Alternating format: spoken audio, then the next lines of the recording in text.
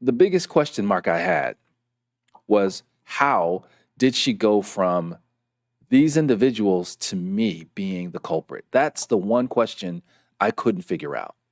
Yeah, do I think she's crazy? I do. Do I think she's got mental issues? 100%. But that wasn't a good enough answer. Like, somehow she was fixated on me specifically, and I couldn't figure out why. Was it a personal grievance because I blocked her and that was the pattern? Probably. So, I mean, it could be all of those things and only one of those things. I don't know. But that was the biggest puzzle to me until now. And now I'm going to reveal exactly through this video why she did what I believe was happening for her and why she did what she did, how she ended up focusing on me. And this is going to be very revealing because I'm going to make it clear that this person is absolutely a danger. And I'll explain why I say that. So before I go any further, let me let you hear her speak first. And you know your girl believes in synchronicity, okay? I have a podcast with an episode called Synchronicity is My Bible. I'm also not a fucking idiot. I just happened to look at my Facebook memories and look at this shit, you guys. 8 years ago, I made my fucking cover photo a screenshot from a conversation I was having with my ex-boyfriend Lucifer, and look what he said when I changed my profile picture. Expect new stalkers. Are you fucking kidding me? So my little ass, because if you remember, Lucifer had just gotten in a fight with me over synchronicity and fighting about if things were signs or if we were reading too into it, blah blah blah blah. How's this for synchronicity, sir? Synchronicity is my Bible. That's what did it. When I took another look at this and started to really factor through what I knew about her, this made perfect sense. I mean, it didn't make sense, but it made perfect sense that this is what she did. Because, yeah, in a previous interaction, we did have a heated debate about her belief system, which was predicated on the principle of synchronicity is everything. Synchronicity is life. I felt that was a very immature, premature, and limited way to approach life. It sort of gave you an out from being responsible for events that shape your life, are involved in your life, or events that you might be involved with that could affect others' lives. Not everything is synchronistic. I don't believe everything is synchronistic. Do I think that there's a pattern of synchronicity that happens in life? Absolutely, I do. But I don't believe everything is synchronistically inclined. She, however, does. Before I go any further, let me just read to you really quickly what synchronicity is in case you're not familiar. This is from Psychology Today. Synchronicity is a phenomenon in which people interpret two separate and seemingly unrelated experiences as being meaningfully intertwined, even though there is no evidence that one leads to the other, or that the two events are even linked in any kind of casual way. Though many people perceive signs or spiritual meaning in synchronistic events, scientists believe that such events are more likely coincidences that only seem meaningful due to aspects of human thinking as confirmation bias. So here's what I just read, by the way, just so you can see it also. So confirmation bias is when you go into a situation, an event, reading some text, and you have a pre-existing thought on some notion or event or whatever, and you investigate with the intent of finding only and focusing only on the thing or the course of information that's going to substantiate your already pre-existing opinion. That's what confirmation bias is.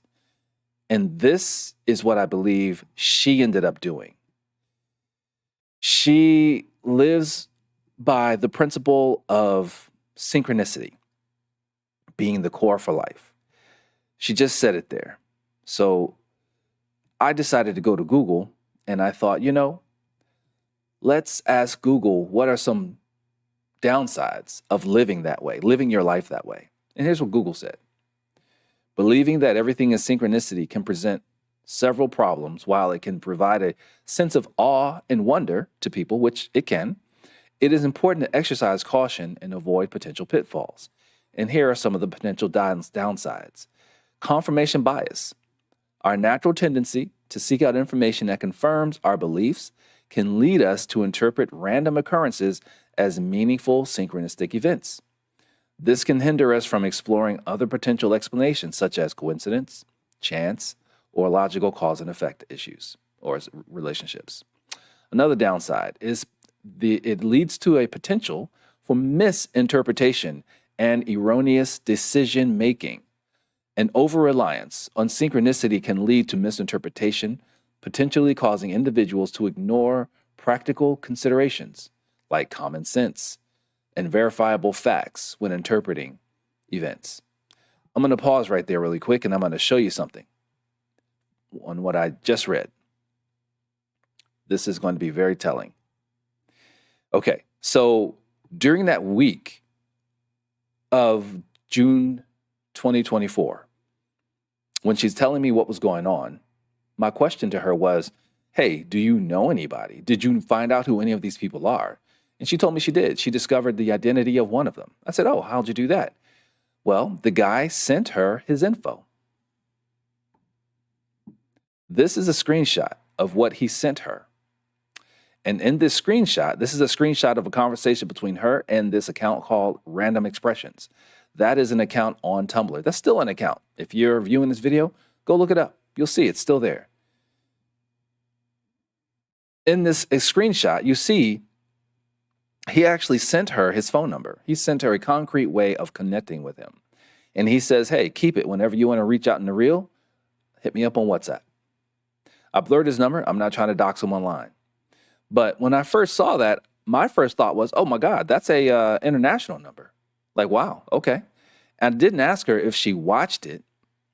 I just, I recognized it for what it was. And I thought, it's an international number. So interesting. So when realizing what he sent her, let me reread this one of these items of one of the cons of using synchronicity as a way of life for everything. The potential for misinterpretation and erroneous decision making. Over-reliance on synchronicity can lead to misinterpretations, potentially causing individuals to ignore practical considerations like common sense and verifiable fact when interpreting events. So you just saw in her video, a synchronistic event happened where a Facebook memory comes up and it has my comment from 2016 where I was being cute, being clever. Hey, you're a pretty girl, expect new stalkers. 2016, that's all it said. That was the only reason to make that statement. In 2016. And then in 2024, 8 years later, she finds out that these people she's been talking to might be the same people, might be, don't know, but she can't be sure.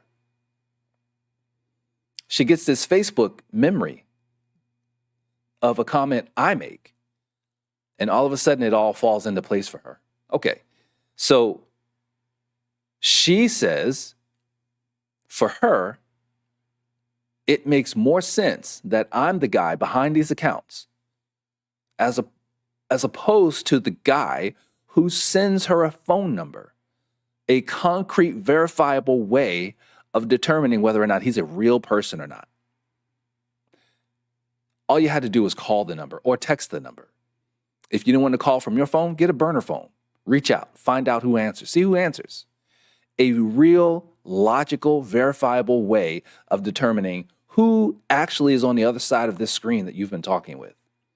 Instead of doing that, because it's a synchronistic event, she falls to the logic of, oh my God, this makes much more sense. He's a web developer. He knows how to do all this stuff. We met because I used an alternate account that I used for running a game that I had her play in.